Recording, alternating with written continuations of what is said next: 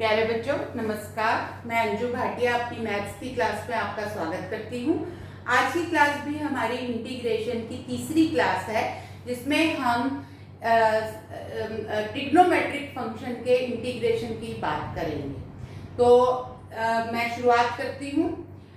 यहाँ पे बच्चों आपने बोर्ड पर आप देख रहे हैं, मैंने कुछ इंटीग्रल्स ऑलरेडी लिखे हुए हैं। मैंने क्या लिखा हुआ है कि integration of cos x dx is sin x plus C, integral of sin x dx is minus cos x plus C, integral of secant square x dx is equal to tan x plus C. और ऐसे ही कुछ और integrals मैं लिख सकती हूँ। ये integrals आपके एनसीईआरटी बुक में पेज 290 पर एक लिस्ट दी हुई है। तो ये इंटीग्रल्स, इसमें आपको सारे ट्रिग्नोमेट्रिक फंक्शंस के इंटीग्रल्स नहीं मिलेंगे। इसमें केवल आपको वो इंटीग्रल्स मिलेंगे जिनके डेरिवेटिव्स हमें पता है, क्योंकि इंटीग्रेशन को हम एज एंटी डेरिवेटिव भी समझ सकते हैं। तो अभी फिलहाल हम एक वो लिस्ट तैयार करते हैं जिनके डेरिवेटिव हमको पता है। हो सकता है मेरी ये बातें आपको थोड़ी सुनने में नहीं समझ आ रही हो। मैं आपको एक एग्जांपल लेकर बताती हूँ।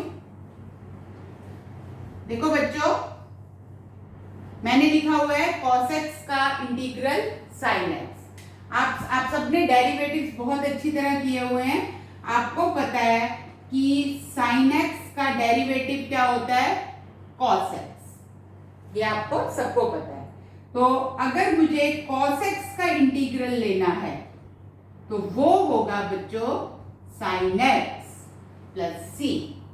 इसी प्रकार से अब मुझे ये पता है कि डेरिवेटिव ऑफ cos x क्या होता है, क्या बोला आपने, हाँ, minus sine x. Derivative of cos x हो गया माइनस साइन एक्स। तो अगर मुझे माइनस साइन एक्स का इंटीग्रल लेना हो तो वो आएगा cos x प्लस सी। पर अगर माइनस का ना लेना हो, सिर्फ साइन एक्स का इंटीग्रल लेना हो, तो वो माइनस को हम इस तरफ बैलेंस कर सकते हैं। तो साइन एक्स का इंटीग्रल हो गया माइनस कॉस एक्स प्लस सी। मुझे मालूम है शुरुआत में थोड़ा सा आपका दिमाग को ये चीजें एक्सेप्ट करने में कंफ्यूजन होगी, क्योंकि आपने अभी तक वो रटे हुए हैं कि साइन एक्स का डेरिवेटिव कॉस एक्स और कॉस एक्स का माइनस साइन एक्स। अब यहाँ इंटीग्रल में वो माइनस का उल्टा हो जाता है। कॉस एक्स का इंटीग्रल माइनस साइन एक्स नहीं है, साइन एक्स है। और इसी तरह से साइन एक्स का इंटीग्रल माइनस कॉस है, जबकि साइन एक्स का डेरिवेटिव कॉस होता है। तो ये थोड़ा जो माइनस का चक्कर है, ये आपको अपने को समझाना पड़ेगा, इस तरह डील करना होगा। और कोई बात नहीं, दो चार जब क्वेश्चन करेंगे तो ये क्लियर हो जाएगा। इसी तरीके से एक और एग्जांपल देती हूँ। मान लीजिए आपको मालूम है कि tan x का डेरिवेटिव secant स्क्वायर x होता है। तो secant स्क्वायर x का इंटीग्रल, मैं secant की बात नहीं कर रही, मैं secant स्क्वायर x कह रही हूँ। तो secant स्क्वायर x का इंटीग्रल बच्चों tan x प्लस सी होगा। Is it clear? secant x का क्या होगा वो भी हम सीखेंगे, नेक्स्ट क्लास में सीखेंगे। लेकिन अभी हम वो सीख रहे हैं जो हमको डायरेक्ट मालूम है। इसी तरीके से कोसेकेंट स्क्वायर x का इंटीग्रल क्या होगा, क्या आप गैस कर सकते हैं? आपको ये देखना है कि कोसेकेंट स्क्वायर किसका डेरिवेटिव होता है। कोसेकेंट स्क्वायर किसी का डेरिवेटिव नहीं होता, हाँ, माइनस कोसेकेंट स्क्वायर कॉट का डेरिवेटिव होता है। अगर मैं कॉट x का डेरिवेटिव लूं तो वो होता है माइनस कोसेकेंट स्क्वायर x। तो अब मुझे अगर कोसेकेंट स्क्वायर का इंटीग्रल देखना है तो वो क्या हो जाएगा, अगर यहाँ वो हो जाएगा माइनस कॉट x प्लस सी। ये माइनस जो था हमने इसके साथ चिपका दिया, बैलेंस तो करना ही होता है ना। अगर यहाँ पे होता माइनस कोसेकेंट स्क्वायर x का इंटीग्रल होता तो हम कॉट x लिखते हैं, पर हम एक कोसेकेंट स्क्वायर का इंटीग्रल ढूंढ रहे हैं तो वो माइनस कॉट x प्लस सी।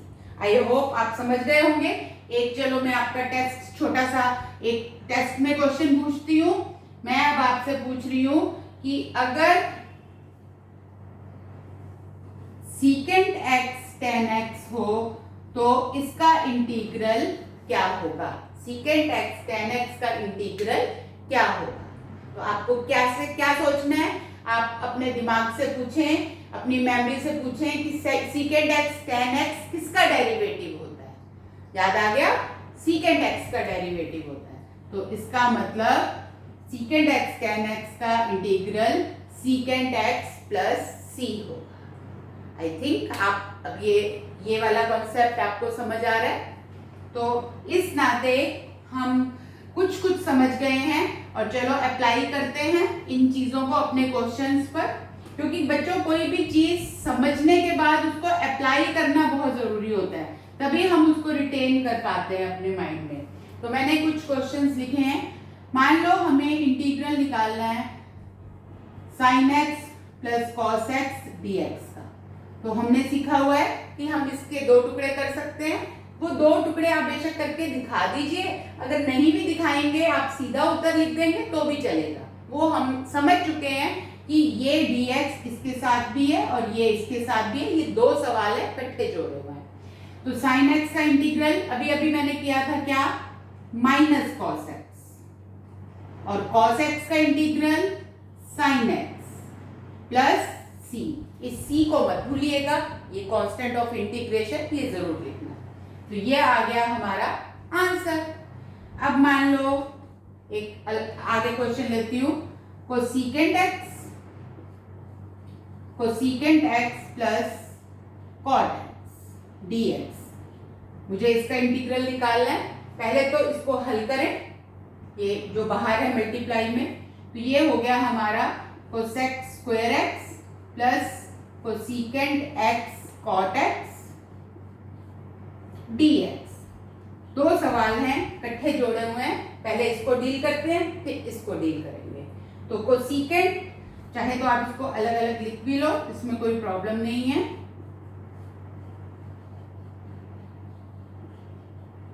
ये मैंने इसके दो टुकड़े कर दिए। अब इसको देखो, अब अपने से कोई प्रश्न पूछो, कोसेकेंट स्क्वायर किसका डेरिवेटिव होता है, कॉट का डेरिवेटिव होता है, लेकिन कॉट का डेरिवेटिव माइनस कोसेकेंट होता है, कोसेकेंट स्क्वायर होता है। तो इसलिए कोसेकेंट स्क्वायर का इंटीग्रल होगा माइनस कॉट एक्स। इसी प्रकार से अब आपको ये देखना है कोसेकेंट एक्स कॉट एक्स किसका डेरिवेटिव होता है, हाँ वो कोसेकेंट एक्स का डेरिवेटिव होता है, लेकिन फिर वही माइनस का पंगा, माइनस चिन्ह होता है उसमें, यहाँ पे माइनस नहीं है तो वो माइनस हमको लगाना पड़ेगा।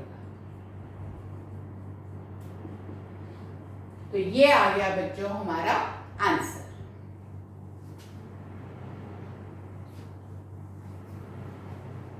ये क्वेश्चंस आपकी एनसीईआरटी बुक में अवेलेबल है, मैंने वहीं से चुने हैं।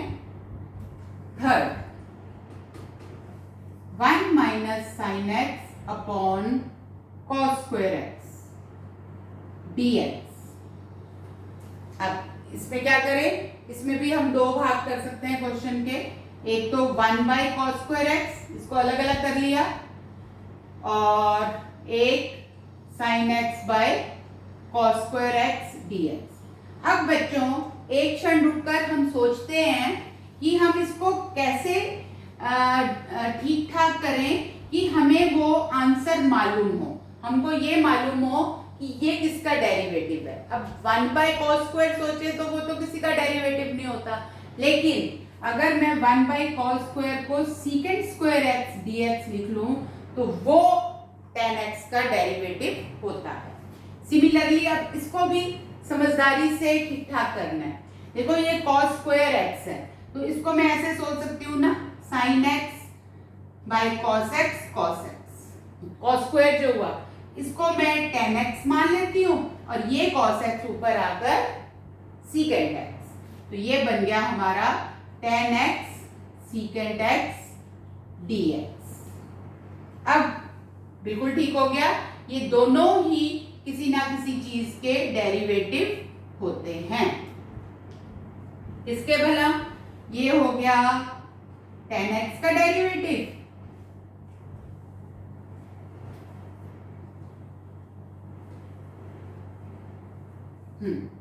ये हो गया tan x का डेरिवेटिव और ये हो गया किसका, सीकेंट x का डेरिवेटिव। प्लस सी। यहाँ पे कोई माइनस का चक्कर नहीं है क्योंकि सिंपल है, secant square x tan x का डेरिवेटिव होता है, तो सीकेंट स्क्वायर एक्स का इंटीग्रल tan x और tan x सीकेंट x का इंटीग्रल सीकेंट x। तो दैट्स इट। एक क्वेश्चन और करते हैं। मैं हमेशा अपनी क्लास में आपके लिए क्वेश्चन ऐसे चुन के लाती हूँ कि स्टेप बाय स्टेप आप और हर क्वेश्चन में कुछ और सीखते जाएं। ये क्वेश्चन है बच्चों हमारा, ओके। अब ऊपर सीकेंट स्क्वायर एक्स है, वो तो किसी का डेरिवेटिव है, पर जो नीचे को सीकेंट स्क्वायर है वो भी किसी का डेरिवेटिव है, पर ऐसे अपॉन में तो नहीं चलेगा। हमें इसको पहले ठीक एक लीनियर एक्सप्रेशन या कुछ अलग अलग ऐसे कुछ करना होगा। तो हम क्या कर सकते हैं, सीकेंट स्क्वायर को हम लिख सकते हैं 1 बाय कॉस स्क्वायर एक्स और कोसीकेंट स्क्वायर को हम लिख सकते हैं 1 बाय साइन स्क्वायर एक्स। कोई प्रॉब्लम नहीं। अब ये ऊपर चला गया तो ये हो गया sine square x by cos square x dx. ये आप सबको पता है। अब ये बन गया tan स्क्वायर एक्स डीएक्स। बच्चों tan स्क्वायर किसी का डेरिवेटिव नहीं होता, लेकिन हमारे पास कुछ ऐसी तरकीब है कि हम tan स्क्वायर की शक्ल को बदल सकते हैं। वो क्या तरकीब है, वो ये है, आपने 10th में भी पढ़ा हुआ है कि सीकेंट स्क्वायर एक ये जो आइडेंटिटी है secant square x minus tan square x is equal to 1, इस आइडेंटिटी की मदद से हम इस क्वेश्चन को सीकेंट स्क्वायर में बदल देंगे। तो tan स्क्वायर एक्स की अगर मैं यहां से वैल्यू निकालूं तो वो बन जाएगी secant square x minus 1 dx। Is it okay? मैंने इस आइडेंटिटी को यूज किया, यहां से tan स्क्वायर की वैल्यू निकाली, ये माइनस tan स्क्वायर उधर गया, 1 इधर आया, तो ये हो गई सीकेंट स्क्वायर एक्स माइनस 1। और अब आपको क्या करना है, अब आपको इन दोनों के इंटीग्रल मालूम है। आपको पता है कि this is secant square x का इंटीग्रल हो गया tan x और 1 का हो गया x प्लस c। तो ऐसे अब यहीं पे, जैसे मैं आपको हमेशा कहती हूँ, हर क्वेश्चन से हमें कुछ सीख लेनी चाहिए। हमने इस क्वेश्चन से ये सीख ली कि जब आपके पास किसी भी क्वेश्चन में tan स्क्वायर आ जाए तो आपको वहां पे स्टक नहीं होना, फंसना नहीं है। आप तुरंत वो आइडेंटिटी का यूज कर उसको सीकेंट स्क्वायर माइनस 1 कर दो, फिर आपका वो सवाल हो जाएगा। जब tan स्क्वायर हो तो उसको हम सीकेंट स्क्वायर थीटा माइनस 1 कर देंगे। Is it okay? ठीक है। तो इस क्वेश्चन के बाद मैंने एक और क्वेश्चन चुना हुआ है, वो है secant x plus tan x dx। अब ये आप कर पाएंगे क्योंकि इसके पैरेलल दूसरा क्वेश्चन मैं करवा चुकी हूं। ये बन गया आपका सीकेंट स्क्वायर एक्स और ये बन गया secant x tan x dx। दोनों ही किसी ना किसी के डेरिवेटिव हैं। सीकेंट स्क्वायर एक्स किसका डेरिवेटिव है? जी हाँ, ठीक बोला आपने, tan x का। और सीकेंट एक्स tan x किसका डेरिवेटिव है? सीकेंट x का। प्लस c हो गया हमारा क्वेश्चन। तो बच्चों, ये मैंने कुछ क्वेश्चन सॉल्व किए जिसमें हमने एंटी डेरिवेटिव टेक्निक यूज कर इंटीग्रेट किया। अब नेक्स्ट क्लास में हम ट्रिग्नोमेट्रिक फंक्शन को इंटीग्रेट करेंगे, क्योंकि इससे हमारी लिमिटेशन है, हम लिमिट हो गए, हम केवल वही फंक्शन इंटीग्रेट कर पा रहे हैं जिनके डेरिवेटिव हमको याद है, मालूम है। अब हम सीखेंगे नेक्स्ट वीडियो में कि कैसे tan x का इंटीग्रल निकालेंगे, कैसे सीकेंट x का निकालेंगे, कैसे कोसीकेंट x का निकालेंगे और कैसे cot x का निकालेंगे। तो तब तक आप ये प्रैक्टिस करिए। आप अब अपनी 7.1 जो एनसीईआरटी की 7.1 है वो करने में सक्षम हैं। आप उसको अच्छे ढंग से एग्जाम करिए, प्रैक्टिस करिए कोई डिफिकल्टी है तो मुझे पोस्ट करिए। थैंक यू बच्चों, कीप ऑन स्टडिंग, प्रैक्टिस बहुत ज़रूरी है।